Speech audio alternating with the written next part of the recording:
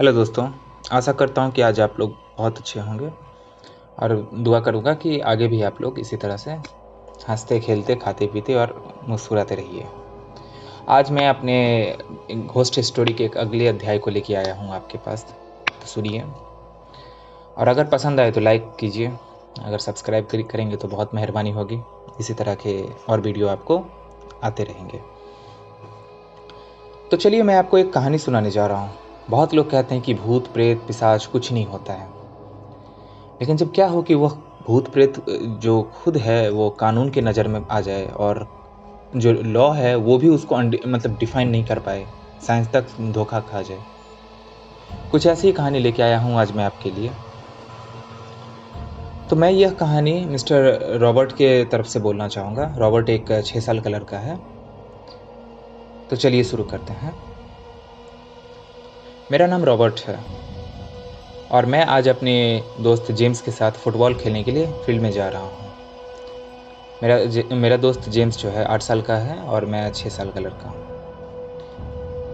अरे ये क्या, हम लोग जब जैसे ही घर से बाहर निकलते हैं तो मतलब बगल वाले जो घर में अंकल आंटी दोनों कार से बाहर निकलते हैं। वहाँ पर मतलब उनके घर पर कार आता है और उस कार से अंकल आंटी बाहर निकलते हैं। लेकिन कोई लड़की जो है उसको वो लोग मतलब चादर से झाँप के बाहर निकालते हैं और उनका छोटा जो बेटा है वो मतलब वो उस लड़की के पीछे है और वो चुपचाप। और अंकल जो है हमें देख के अक्सर मुस्कुराया करते थे, लेकिन उस दिन अंकल जो है सो बहुत चिंता में है।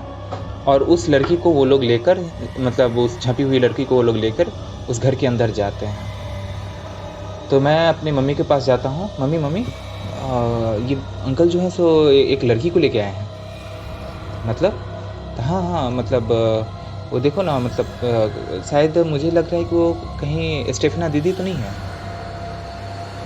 ऐसा क्या? हाँ, मुझे पता नहीं, मुझे ऐसा ही लग रहा है। मैं और जो जेम्स थे, हम दोनों बाहर निकल रहे थे फुटबॉल खेलने के लिए, तभी मैंने अंकल का कार रुकते हुए देखा हूँ। और वो एक मतलब मुझे लग रहा है कि ये स्टेफना दीदी है और उसको लेके वो घर के अंदर गए हैं। अच्छा, ऐसा क्या? अच्छा ठीक है, तुम लोग खेलने जाओ, मैं थोड़ा होके आती हूँ। ठीक है? तो ओके ओके मम्मी।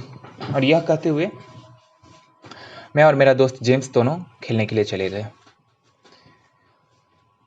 शाम होता है और मैं जो हूँ सो अपने घर की तरफ लौटता हूँ और जेम्स को बाय बाय करते हुए मैं अपने घर की तरफ चला जाता हूँ। घर में गया तो घर में मेरे पापा, मेरी दीदी, मैं और मेरा छोटा भाई सब बैठे हुए थे और मम्मी जो है सो अंकल के घर से होते हुए आती है और मम्मी बहुत चिंता में थी। तो मतलब पापा बोले उनसे कि क्या हुआ? तो अरे क्या बताऊँ, वो सर जो है ना उनकी उनकी बेटी, मतलब उनको बेटी को लेके आए हैं। अरे वही बेटी जो शहर में पढ़ती है ना। हाँ हाँ बिल्कुल, वही भी। क्या हुआ उसके साथ? अरे नहीं, पता नहीं, उसका जो बिहेवियर है कुछ बदला बदला सा है। मतलब कि वो क्या कहूँ मैं तुम्हें, मतलब वो नॉर्मल नहीं है। मतलब अरे मतलब मैं तुमको बता रहा हूँ कि मैं तुमको बता रही हूँ कि वो मैं जैसे ही देखा हूँ उसे, उसका चेहरा पहले जैसा नहीं है। वो स्टेफना लग नहीं रही है, मतलब बहुत अजीब लग रही है वो। लेकिन मतलब और उसका तबीयत भी खराब हुआ हुआ है। और सर ने कहा है कि कल उन्हें हॉस्पिटल लेके जाएंगे। ठीक है। अगर कोई सर को मतलब क्या तुम कल जा रही हो क्या उनके साथ? हाँ, पड़ोसी हैं बिल्कुल, अगर मदद के लिए मांगेंगे तो बिल्कुल ज़रूर उनके साथ जाऊंगी मैं। ठीक है, तुम जाओ और अगर कुछ दिक्कत हो तो मुझे भी फ़ोन कर लेना, मैं आ जाऊंगी, मतलब मैं आ जाऊंगा। बोली ठीक है। फिर इतना मैं सुनते हुए अपनी माँ के मुंह से मैं भी चुप हो गया और मैं भी अपने बहन भाई के साथ खेलने लग गया। तो बात है जो है, मतलब मेरी माँ जो है सो कल मतलब मेरे घर पे आती है और बहुत मतलब वो भी फिर भी चिंता में थी। तो मेरे पापा पूछे कि क्या हुआ? तो अरे नहीं, मतलब पता नहीं, डॉक्टर जो है सो स्टेफना को देखे हैं, वो जांचे हैं, परखे हैं, सब कुछ किए हैं। बट स्टेफना जो है सो, मतलब डॉक्टर कहते हैं कि वो बिल्कुल नॉर्मल है, ब्लड प्रेशर सारे टेस्ट उसका नॉर्मल है। बट पता नहीं स्टेफना का तबीयत दिन ब दिन बहुत ख़राब होते जा रहा है। ओके, तो लगता है कि भाई साहब से मुझे खुद ही जाके मुझे भी बात करनी पड़ेगी। अरे क्या बात करोगे, मतलब समझ में नहीं आ रहा है कुछ। ठीक है, कोई बात नहीं, हम लोग चलते हैं। बच्चे को तुम लेके अंदर जाओ और सुनो, मैं और तुम्हारी मम्मी दोनों मतलब उनके घर जा रहे हैं, और तुम सुनो, तुम अपने दोनों छोटे भाई को लेके अंदर चले जाओ। इतना कहते पापा मेरी बड़ी बहन को अंदर लेके जाने के लिए बोल दिए। और अब मेरे पापा अंकल के घर की तरफ जाते हैं। और भाई साहब कैसे हैं? हाँ, अच्छे हैं। तो सुना है कि स्टेफना आई है आपके घर? हाँ, हाँ, आई तो है, बट क्या कहूँ भाई साहब, बहुत दिक्कत हो गया है। मतलब मैं समझ नहीं पाया। अरे, कल सुबह जो है ना, उसने मतलब अपने छोटे भाई पर उसने अटैक कर दिया है, स्टेफना ने। क्या बात कर रहे हो? हाँ, और वो बिल्कुल एकदम मतलब जैसे कि वो मतलब बाघ के जैसे गुर्राना जिसको नहीं बोलते, वो वैसे गुर्राती है। उसने मतलब वो क्या कहते हैं, वो अक्सर वो अपने छोटे भाई पर अटैक करती है, जबकि आज तक कभी भी उसने ऐसा कोई हरकत नहीं किया था। यहाँ तक कि वो अपने छोटे भाई को अपनी जान से भी ज़्यादा प्यार करती है। बट फिर भी जो है सो वो बहुत ज़्यादा मतलब अपने छोटे भाई पर अटैक करती है, और मुझे समझ में नहीं आता कि स्टेफना ऐसा कैसे कर सकती है। तो अभी उसकी क्या हालत है? हॉस्पिटल में है। डॉक्टर कहता है कि रिपोर्ट नॉर्मल है, बट फिर भी उसकी तबीयत बहुत ख़राब होती जा रही है। समझ में नहीं आता है क्या करूँ। ठीक है, तब इतना ही सुनते हुए मतलब भाई साहब का जो है सो फ़ोन बजता है, स्टेफना के पिताजी का जो है फ़ोन बजता है।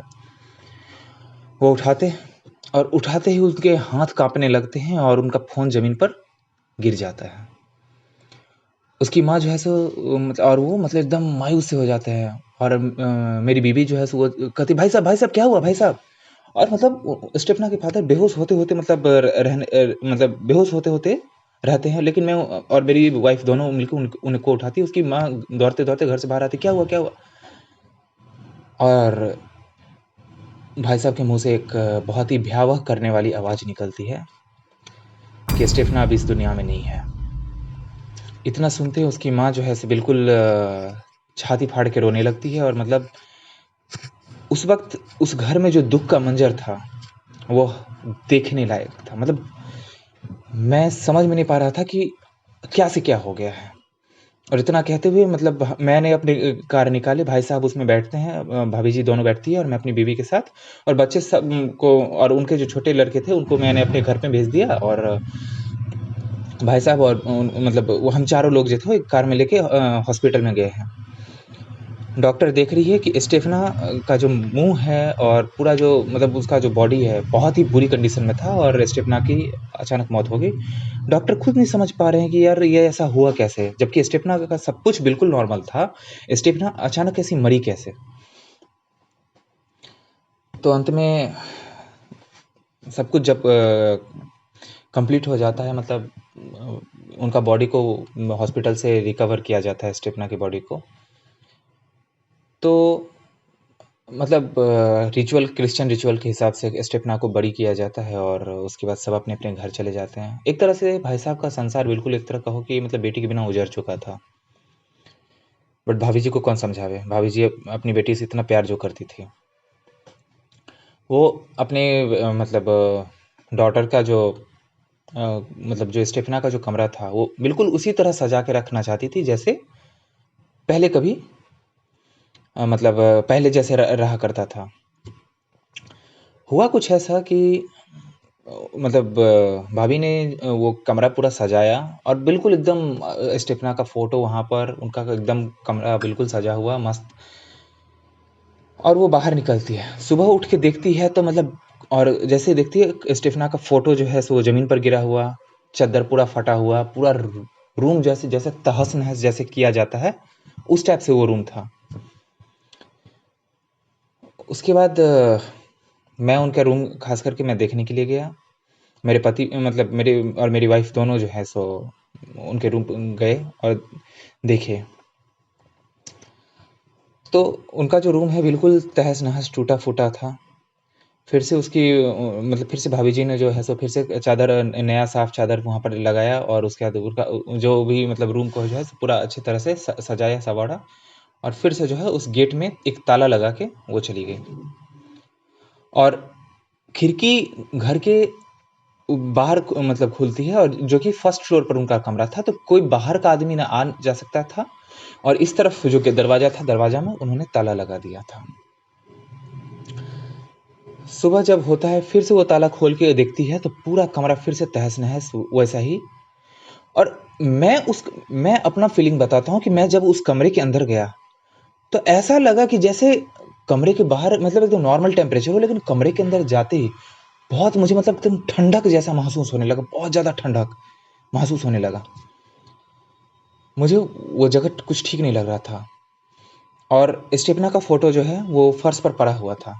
तो भाभी जी उस फ़ोटो को उठाती है और उठा के जैसे ही ऊपर रखने की कोशिश करती है कि अचानक फिर से वो डर से छोड़ देती है उस फ़ोटो को। भाई साहब फिर आते हैं, वो अपनी बेटी से बहुत प्यार करते थे। भाई साहब कहते हैं, "क्या कर रही हो भाग्यवान? ऐसे कोई फ़ोटो फेंकता है क्या?" और इतना कहते हुए जैसे वो भी फ़ोटो उठाने लगे, वो भी डर से फ़ोटो फेंक दिए। मैं क्या देखता हूँ कि स्टेफना का जो चेहरा है, उस चेहरा में पूरा आग लगा हुआ है। फ़ोटो फ्रेम का उसके चेहरे के अलावा और कहीं भी आग नहीं लगा हुआ है और ना ही फ्रेम में आग लगा हुआ है, बस उस फ़ोटो में आग लगा हुआ है। और अंत में वो दोनों डर जाते हैं। तभी बाहर जो है सो एक कार रुकने की आवाज़ आती है। और ये कार जो थी, ये कार वही कार थी जहाँ पर स्टेफना पढ़ाई करती थी, शहर में जहाँ पर पढ़ाई करती थी। उस कार से 2 नन निकलते हैं और भाई साहब के रूम के अंदर आते हैं।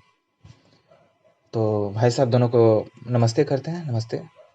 तो नन जो है सो वहीं हॉल में बैठते हैं। मैं, मेरी वाइफ़, भाई साहब और भाभी जी और वो जो दोनों नन थे, वो सभी एक हॉल में ही बैठे हुए थे।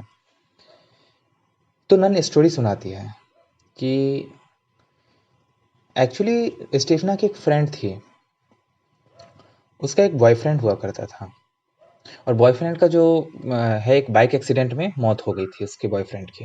बॉयफ्रेंड बहुत ही हैंडसम डैशिंग था, लेकिन मतलब एक दिन वो बाहर निकला था और बाहर निकलते हुए मतलब उसी बाइक एक्सीडेंट में उसके मतलब फ्रेंड की बॉयफ्रेंड की मौत हो गई। और स्टेफना जो थी सो ये जादू मंतर ये सब की कहानी बहुत पढ़ती थी और इनको मतलब ये पता नहीं पैरानॉर्मल एक्टिविटी कुछ ज़्यादा ही करती थी वहाँ पर। और मुझे इस बात को बहुत तकलीफ होता था, मुझे गुस्सा आता था इस बात को लेके कि स्टेफना ये क्या कर रही हो। बट वो सारे बच्चों ने, 2-3 बच्चे थे, वो सब मतलब हम लोगों को बिना खबर किए हुए पता नहीं क्या कर रहे थे। एक कमरे में सब बंद हो गए थे। मेरी जूनियर नन मतलब मतलब मेरी जूनियर नन जो है सो वो मेरे पास आती है और बोलती है कि ये जो स्टेफिना का कमरा बंद है और उस कमरे के अंदर से लाइट भी ऑफ है, लेकिन उसके अंदर से कैंडल जैसा कुछ रोशनी का आवाज़ आ रहा है। तो मैं थोड़ी चिंतित हो गई और मैं स्टेफिना के कमरे के पास गई और मैं उसका दरवाज़ा ढक-ढकाई, ठक, ठक, ठक, ठक ऐसे करके। स्टेफना बाहर कहती है, "कौन है?" तो स्टेफना, स्टेफना, दरवाज़ा खोलो स्टेफना। और अंत में पता नहीं अंदर से धपर-धपर-धपर के मतलब बिल्कुल एकदम जल्दी-जल्दी कोई कुछ सजाता-संवारता नहीं है, वैसा कुछ आवाज़ आया और फिर स्टेफना ने गेट खोला। "यस मैम, क्या चल रहा है अंदर?" "कुछ नहीं तो मैम, मैम कुछ नहीं।" तभी मैं उसको हटा के अंदर घुसती हूँ तो वहाँ देखती हूँ कि ये लोग अहूजा बोर्ड जो होता है, उस बोर्ड पर मतलब वो बोर्ड के साथ ये लोग हैं और उस बोर्ड पर एक काँच के गिलास उल्टा लटका हुआ है और मैं डर गई क्योंकि वो काँच का जो गिलास है वो हवा में था। वो उस बोर्ड पर नहीं बल्कि वो हवा में था। और मैं इतना कहते वो बोर्ड को उठाई और सीधे ज़मीन पर पटक के तोड़ दी। तभी वहाँ पर से एक व्हाइट कलर का जो एक स्पिरिट जैसा कुछ बाहर निकलता है उस बोर्ड से और वो स्टेपना के पास जाते हुए और स्टेपना के नाक में घुस जाता है और वो स्पिरिट गायब। और स्टेपना को मतलब एक झटका जैसा लगता है और स्टेपना वहीं पर बेहोश। और बेहोश होने के बाद जो है सो फिर वो मतलब उसको हम लोगों ने मतलब जगाया, सब कुछ मतलब किया। लेकिन स्टेपना मतलब नॉर्मल बिहेव नहीं कर रही थी।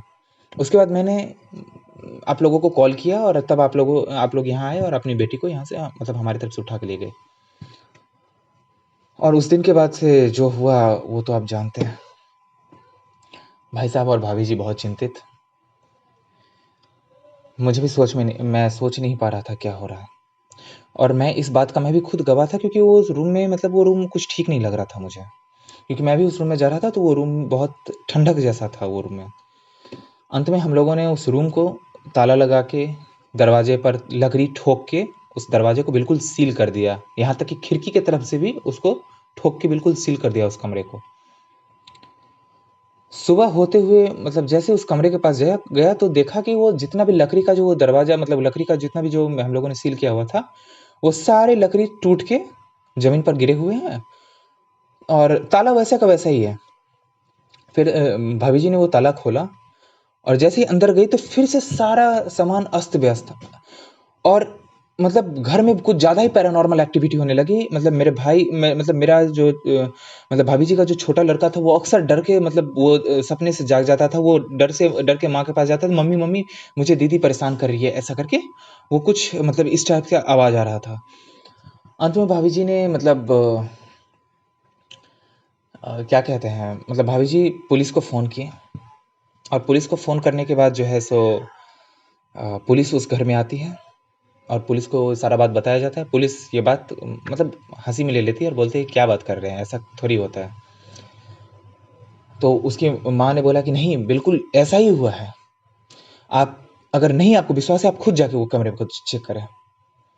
पुलिस और एक सब इंस्पेक्टर उनके साथ दोनों उस कमरे के अंदर जाते हैं और पुलिस को भी ऐसा आभास होने लगता है कि उन दोनों के अलावा इस कमरे में किसी तीसरे आदमी का प्रेज़ेंस है और वो कमरा बिल्कुल ठंडा कमरा था, बहुत ठंडा। मतलब ऐसा लगे कि मतलब जैसे बर्फ़ पड़ने वाली हो, वैसा ठंडा वो कमरा। अंत में पुलिस को उस कमरे में ज़्यादा देर तक रुकना ठीक नहीं लगा और कुछ उस कमरे में ऐसा-ऐसा सिंबल था जो कि ह्यूमनली पॉसिबल नहीं था। प्रेज़ेंस फ़ील होना, फ़ोटो का जलना और पुलिस को ऐसा लग रहा था कि उसके पीछे कोई खड़ा है। जब पुलिस पलट के देखती है तो वहाँ पर कमरे में कोई नहीं है, लेकिन उसे हमेशा जब से उस कमरे में वो घुसती है पुलिस, उसको ऐसा लगता है कि कोई उसके पीठ के पीछे उसको कोई देख रहा है उसको, घूर-घूर के उसको कोई देख रहा है। अंत में पुलिस वहाँ से बाहर निकलती है और पुलिस भी बिल्कुल इस मामले को समझ नहीं पाती है और अंत में जाते-जाते वो यही कहती है कि जितना जल्दी हो सके आप तीनों इस घर को खाली कर दीजिए। मुझे ठीक नहीं लगता है, मुझे आप लोगों की ज़्यादा फ़िक्र है। तो भाई साहब और भाभी जी दोनों मायूस कहते ठीक है, मैं इस घर को खाली कर दूँगी और कुछ कहते हुए वो भाई साहब और भाभी जी ने उस घर को एक तीसरे आदमी को बेच दिया और इतना करते हुए वो तीनों जो है वो घर को खाली करके चले गए। आज भी उनको उनकी बहुत याद आती है उन दोनों तीनों की। और उस घर के बाद जो जिन्होंने उस घर को खरीदा था वो भी कुछ दिन उस घर में रहे और उसके बाद उस घर को वो भी छोड़ के चले गए। बस वो लोग यही कहते थे कि ये घर मुझे ठीक नहीं लग रहा है और कहते हुए वो भी चले गए। आज भी वो बगल का घर जो है वो बिल्कुल वीरान पड़ा हुआ है और हम लोग एक नए पड़ोसी का इंतज़ार करते हैं कि कोई उस पड़ोसी में मतलब उस घर में आ जाए। लेकिन वो बंद कमरा, वो घर, वो आज भी वैसा ही है। लेकिन रात में पता नहीं मुझे ऐसा क्यों आभास होती है कि वो घर का सारा दरवाज़ा, सारा लाइट मतलब वो उस घर का वो जो रूम जो था स्टेफना का रूम था, वो रूम का लाइट ऑटोमैटिकली जल जाता है और उस घर का खिड़की लॉक रहता है, लेकिन ऐसा लगता है कि उस खिड़की के अंदर कोई एक लड़की बैठी हुई है और मतलब काला उस लड़की का छाया मुझे साफ-साफ दिखता है उस घर में। कि ऊपर का फर्स्ट फ्लोर का जो लाइट है वो जल जाता है और उस वहाँ पर एक लड़की को चलने के जैसे आवाज़ मुझे आज भी आती है। आज भी इस घटना के लगभग 33 इयर्स हो चुके हैं। 1991 में ये 1990 से 1991 का समय का ये घटना है और आज भी वो घटना मुझे वैसा ही याद दिलाती है। वो घर आज भी उस घर में कोई रहता नहीं है। तो यही थी हमारी कहानी। आशा करता हूँ कि ये कहानी आपको पसंद आई होगी। इसी तरह की रोचक कहानी को सुनने के लिए हमारे चैनल को सब्सक्राइब कीजिएगा। तो फिर मिलेंगे आपको किसी और अध्याय के साथ। तब तक के लिए चलता हूँ। धन्यवाद। जय हिंद। धन्यवाद।